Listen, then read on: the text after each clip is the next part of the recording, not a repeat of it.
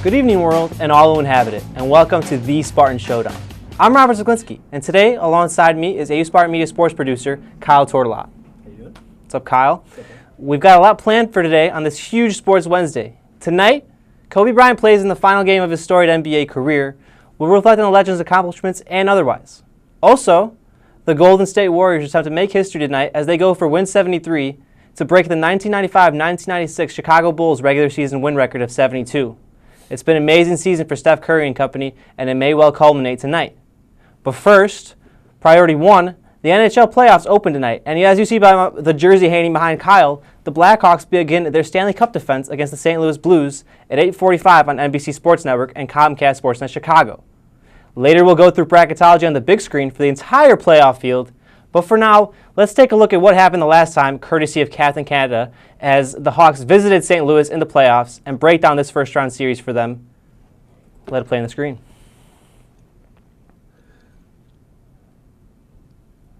Gets a shot away. Crawford, big rebound. Back up the center. Here's Taves on the break. This game is in his hands. Scores! Jonathan Taves wins it in overtime.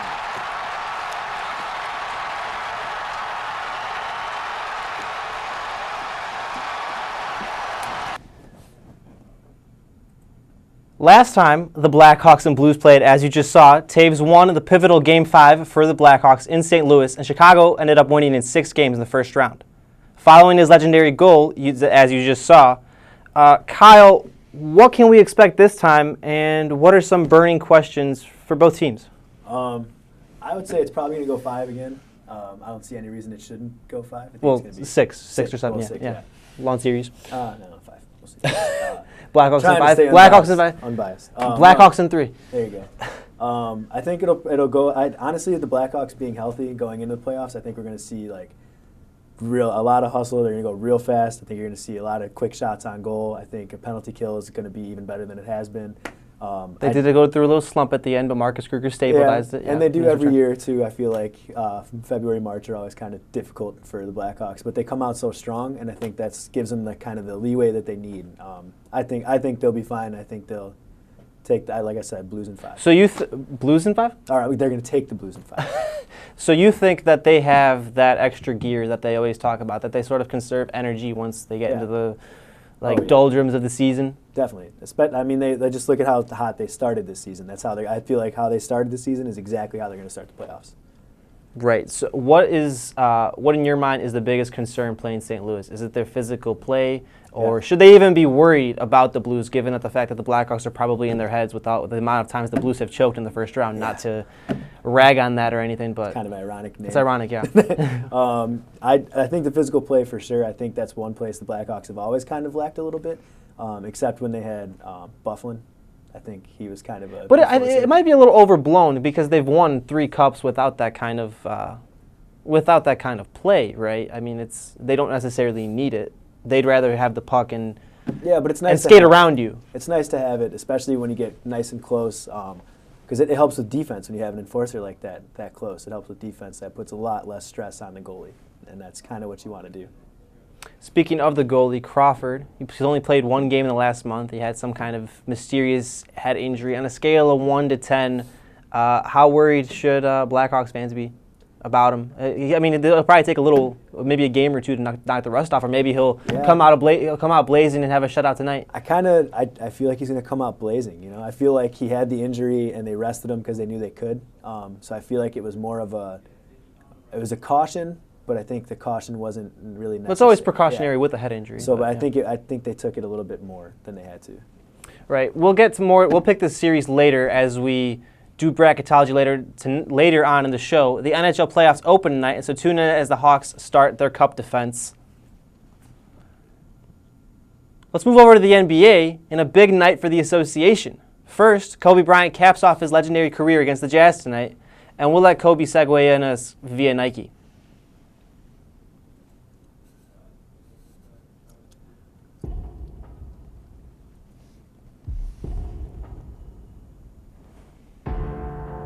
You love me. You love me because I'm Kobe. Because I'm a 5-time champion. because I'm one of the greatest to step on the court. But you shouldn't. You should hate me. Hate me. Because I gave you 4 a.m. Because I pushed you when no one else would. Hate me. Because I demanded greatness. And greatness demands everything.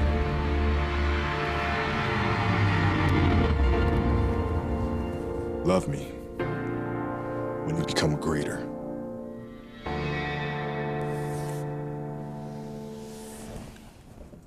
All right, that's a pretty epic commercial. Kyle, what will your favorite memory be of Kobe? What's his place in basketball's history? And is there something that particularly sticks out to you? Is he this generation's MJ? Words that come to my mind when I hear Black it's hard to pick Mamba one 2-4. Kobe moment that stands out. 81 points. Yeah, I mean, but he's just been so dynamic as a player throughout his career, which I think the commercial does a really good job of pointing out. I always loved watching him and Shaq play, so maybe one of the Shaq moments, one of the Shaq championships, probably.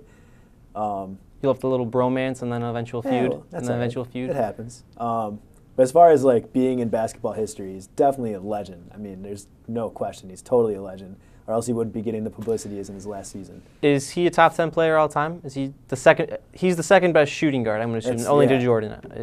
Is what we would probably put up on the list. You would have to put him in a top 10. I don't think it's fair to compare him to Jordan because they're very similar in their play, especially as far as like fadeaways through the paint instead of going backwards and just different things, and his ability to be so dynamic within the paint. But I think they were still too different, and the times were different. I mean, Jordan retiring over 10 years ago and Kobe retiring now. So Kobe started when Jordan was finishing almost. So I think it's unfair to put that kind of in there, just like I think it's kind of unfair to compare Golden State to the Bulls, but that's a different part of it. Is it admirable that he's trying to push through? He probably should have retired last year, but he's trying to go out on his own terms. He knows he's probably not the same player he was, but he wants to walk away playing a full season. That's like his final goal. Yeah. That's what he's basically done. Yeah, I think so. And I think it's the most admirable part is he's had these games where he's flashing the way he used to. Like, I mean, he's had games where he's scoring over 20 points and he's making people look silly when he's crying. Well, Jordan did that with the Wizards too in his second step, but we don't remember that. Yeah, I do. I had a Wizards jersey. But yeah, I don't know. I think it's admirable. I think Kobe will always be, in my opinion, one of the most dynamic players in my lifetime. And I think he's totally a top 10. If he's not in the top 10, he's at least a conversation for a top 10 player. Right, perfect. Capture Kobe Bryant's final moment as an NBA player tonight on ESPN2 and bring a Kleenex for the likely tears. On the opposite end of the spectrum in the NBA, Kyle just mentioned it, the Golden State Warriors can break the all-time regular season wins record at 73 with a win over the Grizzlies tonight on ESPN's main channel. The defending champions have looked nearly unbeatable this season and on an impossible mission. What once looked like an unattainable record by Michael Jordan's 95-96 Bulls is now just a stone's throw away. The Warriors head coach Steve Kerr, a player on that Bulls legendary team, had his thoughts to share, courtesy of the Warriors media.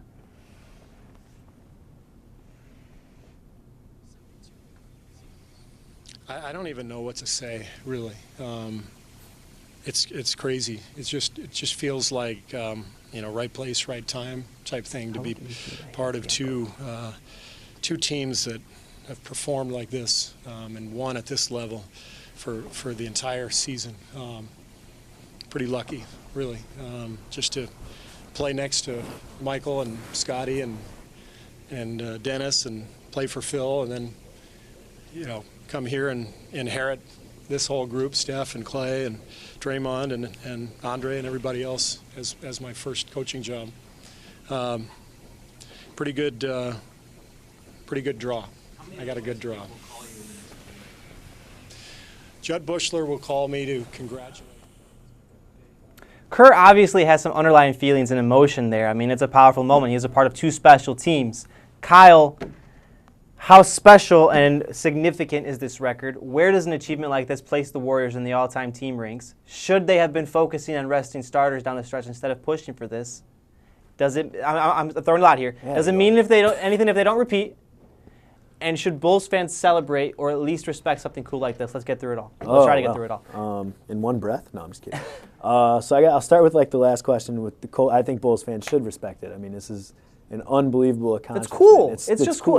Who wants to see records? Records are meant to be broken. That's what part of like makes sports like exactly. fun to watch. And I think Gretzky actually said that when he was talking about when Kane was going on his tear. He said like my record should be broken. The point streak you're talking about. Yeah, right? yeah. So I think that's awesome, and I think that's how we should look at it. And I think being a Bulls fan and from Chicago, I think it's awesome that like that's a staple. Like that's just cool. And now it's being brought back so many years later. It's motivated someone to come after them. Yeah. Like, they have their own place in history. And especially considering the season we just had, I think it's nice to get a little bit of we don't talk about that. We don't talk about that. And then, how significant is this record? It's unbelievable. I mean, that's an outrageous season. I mean, that's so borderline perfect. I mean, that's as close as perfect as you can get, really. I mean, it's unbelievable. One day someone will go 82-0. One day. Maybe, one day, maybe not. Maybe probably I don't know. not. It's hard. Like a 0.99%. Because basketball is such a quick-paced game, and it's so reliant on your shooters. I mean, if you have like 4 or 5 shooters, or if you have 2 shooters, and say they're both cold, the Warriors have like 5. Then, that's why they're so good. Yeah. But yeah, I mean, they're unbelievable. Yeah. They're totally in the conversation again for top all-time teams. They have to be. That's where the comparison comes in. Can they beat the Bulls? Is it even fair to have this conversation? It's really Can they beat those Bulls? I don't think you can. It's 2 completely different eras of the game. I mean, it's totally different. One seemed to be a lot more defensive, and the other one seems a lot more offensive. So I mean, it's hard to compare it. I mean, trying to again staying unbiased here because my inner like Chicago and is like, no, the Bulls will destroy him like 120-0. It's going to be great. But yeah, it's kind of an unfair comparison, and I've heard it on a million things from ESPN radio to 670 The Score and different things. I don't think you can compare it. All right. Well, we obviously can't because they'll never play, and all those guys are retired. But it'd be fun to see if we could, maybe in like 2K or something. Yeah, there you go. We're going to take a quick break here. And when we come back, we're going to break down the NHL playoffs via our official bracketology. Be right back.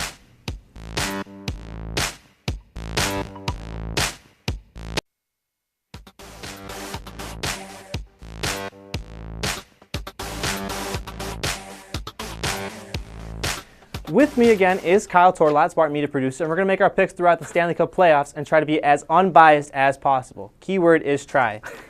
First series, Kyle, Dallas and Minnesota. I'm taking Dallas. I think Dallas is just overall a better team, so I definitely have to go Dallas, and I think it's going to be a quick series. I think maybe they'll lose 1 to Minnesota, but I think they're going to take it pretty quick. Zach Parise is injured, the Minnesota's best player, so there's that as well. Next series, St. Louis and Chicago. I'll pick that. I think the Blackhawks' experience, we talked about it, their talent, their depth, they're sort of on that mission to repeat. I'll take Chicago in 6 games. So second-round matchup, Dallas and Chicago. Moving to the other side of the bracket in the East, we'll have the Pittsburgh and the Rangers. Kyle, you have that. I think the Rangers have had a really good penalty kill this year. I also think they have something to prove. I think there's a little bit of a sour taste in their mouth after last year, so I think they're going to come out firing, and I think they're going to take it. I think it'll go the distance and finish the whole series, but I think Rangers will take it. Talking about the Capitals and the Flyers. Capitals were the wire-to-wire team that led throughout the entire regular season, probably the best team, the favorite in the Eastern Conference objectively. The Flyers are a nice story, but I'll have to go Caps in 5. We'll probably have them making a deep playoff run, so there's that. Moving down to the Pacific, Kyle start us off with the Kings and the Sharks. I'm taking Kings. Again, Kings are proven. Kings are a good team, and we fight them hard pretty much every year. I think the Kings are going to be a really good runner, and I think the Kings are definitely better than San Jose. It's a close matchup, so I think it'll go probably 5-7 games, but I think it'll be a good game, and I think the Kings will take it. In Anaheim and Nashville, Nashville's always one of those sneaky good teams, but they drew one of the experienced teams, a team that lost in the Western Conference Finals to the Blackhawks last season. I think the Ducks are one of the other favorites, heavyweights in the West, heavyweight contenders. Nashville will push them, but Ducks in 7, so I'll have Anaheim advancing to face LA in the second round. Moving back here, Kyle, Pittsburgh and the Rangers. Oh, I took Rangers. Oh, you took Rangers. We're going so down here, man. Oh, we'll go down here. Oh, We're sorry. going down. I apologize. Rangers. Florida and New York. Take that away. Again, man, I'm sticking to New York. I think the Islanders will be a better team. I think as far as 1 and 4 seeds go, I think that's the closest matchup, and I definitely think the Islanders have a little bit of an advantage. Right, and then in Tampa Bay and Detroit, I think Tampa Bay is a little banged up. They're not going to have Steven Stamkos. They're not going to have Tyler Johnson. They're without their second best defenseman, Anton Strawman. They're the reigning Eastern Conference champion, and the Red Wings really aren't that good, but that's a lot of really, really good players that are out for Tampa Bay, so I'll have to go Detroit in 6. Moving to the second round, Dallas and Chicago. Dallas and Chicago. Dallas was the Western Conference regular season champion, but I think the Blackhawks just play that playoff hockey. They have the experience. They have the tighter way to play the game, play that championship level of hockey, and expose Dallas's flaws. So Chicago to the conference finals. Kyle, really quickly, Anaheim and LA. LA again. Taking LA again. LA again. Their experience. I think the experience rematch is in the Western Conference Finals. I really just want to see the rematch. Okay. Washington and New York again. Capitals are the best team. Rangers, I don't really believe in them, and they're one of those teams that chokes really often. Capitals are the best team in the Eastern Conference. So Washington there in the Eastern Conference Finals. New York and Detroit. Kyle. New York. I think New York's going to come out. Like I said, they're the strongest 4-seed team. I think overall in the finals, I think they'll come out and fire against them. Rematch in the Western Conference Finals. Third time Blackhawks and Kings have met in the last three of the last 4 years.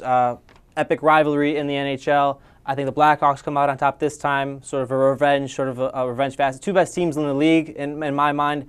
Blackhawks advance to the Stanley Cup Final. Kyle, pick it away. Who plays the Blackhawks? I think Washington. Islanders are good, but I don't think anyone from that conference can take Washington. I think Washington's got it. And we said we try to stay unbiased, and it's the Stanley Cup Final. Who wins, Kyle? Objectively, as best as you can, who wins the Stanley Cup in 2016? If you look at past history and past experiences, I'm going to go Blackhawks. Got to take Blackhawks. Blackhawks as well. I'll take Blackhawks in 6 over the Caps. Conn Smythe, Corey Crawford. He's a wall. He's earned it. He's probably deserved it before. I think Nolan has a message before you as we wrap this up. I'm going to go ahead and say, go Kobe. That's about it. There you have it. Blackhawks are winning the Cup. Kobe's playing his last game. Warriors go for 73. Kyle and I agree to expect nothing less at the Madhouse this June. We've got to wrap things up here on our final Spartan Showdown. It's been fun brainstorming this program with Kyle and our fine director, AJ Fabris, back there, as well as the rest of the Spartan Media sports team. It couldn't have all come together without a unified and focused idea, as well as the fun and energy we put into it, and that makes me really happy to say. We've worked really hard on this and appreciate the opportunity we've been given. Thank you for watching, AU, and remember, above all, stay classy. Cool. Thanks, guys. Thanks.